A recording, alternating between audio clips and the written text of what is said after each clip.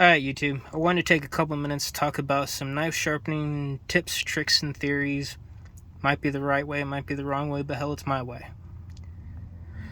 Alright, if you're new to knife sharpening, you've never sharpened a knife, or maybe you've tried to sharpen a knife and you've never had any success, go get you a Sharpie.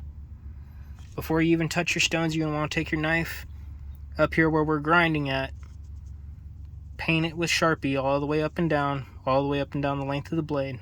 This is going to help you. It's going to provide a contrast so that your eyes can see what you're doing with the stones. If you take your stone and you don't have the right angle, well, as you make a pass, you're going to just remove that little bitty piece of steel, and when you get done, you can look at it and see all the Sharpie, see where the bright metal's at. That tells you where your angle's at. If you got a correct angle, well, you're going to remove almost all the Sharpie. And then again, if you go too far in the other direction, you're just going to have a nice shiny point up at the tip. Alright? First question I ask people, what's the knife going to be used for? Are we talking cutting facial hair? Are we talking cutting canvas, cutting leather, woodworking? The list goes on. It determines the angle you want on the knife. It also determines what grit level you go down to. This right here would be an example of a straight edge razor. You want a nice fine leading point to your cutting tip. Now you don't want to use this for a pocket knife, you don't want to use this for an axe. This little bitty piece of sliver of metal up here that does your cutting is so thin it can be easily pushed over and it's rolling over the blade. Alright, and then after that it seems like you go to use the knife, it won't cut anything, it's dull, somebody didn't do it right, yada yada yada. You just rolled the blade over because you chose the wrong angles. Or it's a bad quality steel. Soft steels will roll over. Axes generally use pocket knife. You want as wide of an angle as possible. This provides plenty of structural support to your cutting edge up here, prevents from rolling over the blade. Alright, there's that part. Let's see what's next. How do you use a knife? Do you expect a knife to cut on the push? Do you expect the knife to cut on the pull? That determines how you drag your stone across the edge. Let's take it here up at the countertop.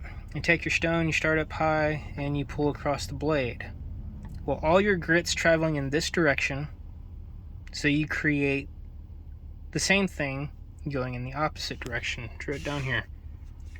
So this right here would be an example of if you're taking your stone and you're dragging it, pulling it down across the blade, you're creating teeth that are pointed in the opposite direction.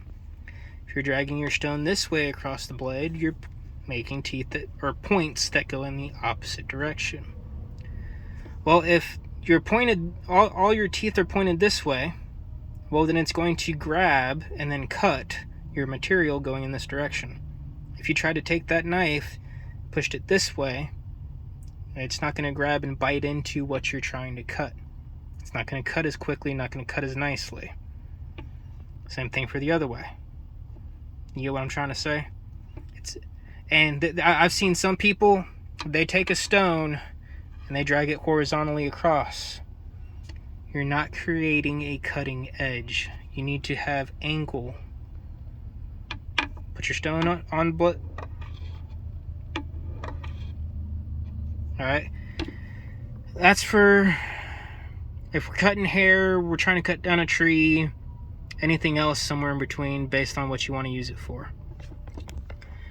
Lawnmower blades, hewing axes, scissors, carving knives, chisels.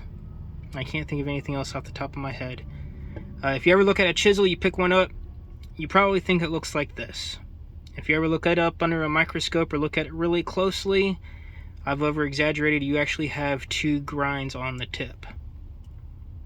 You want this is on a chisel, woodworking chisel, this is probably a 45 followed by a 22.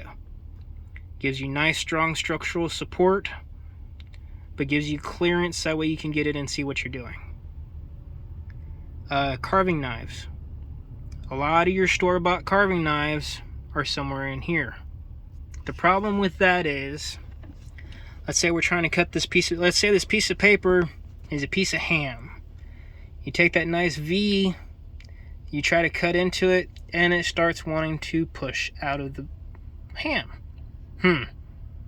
Okay, let's try clocking our knife. Well, you get so far into it, and then it starts doing it again, pushes out of it. The force on your cutting edge. You have more force here pushing this way, you have less force here, so the knife gravitates that way. If you have more force over here, you have less resistance over here, it's going to pull your knife this way. So if you sharpen a carving knife like this, you get two things. One, that blade is going to want to follow the meat all the way down. You'll have perfect slices. As long as you start your slice right, you'll have perfect uniform slices all the time. The second trick to it is these two grinds. The meat comes into meat or cheese does it too, comes in contact here. This cutting edge starts to cut it and pushes it over. And as it rolls over the knife, you get an air gap here.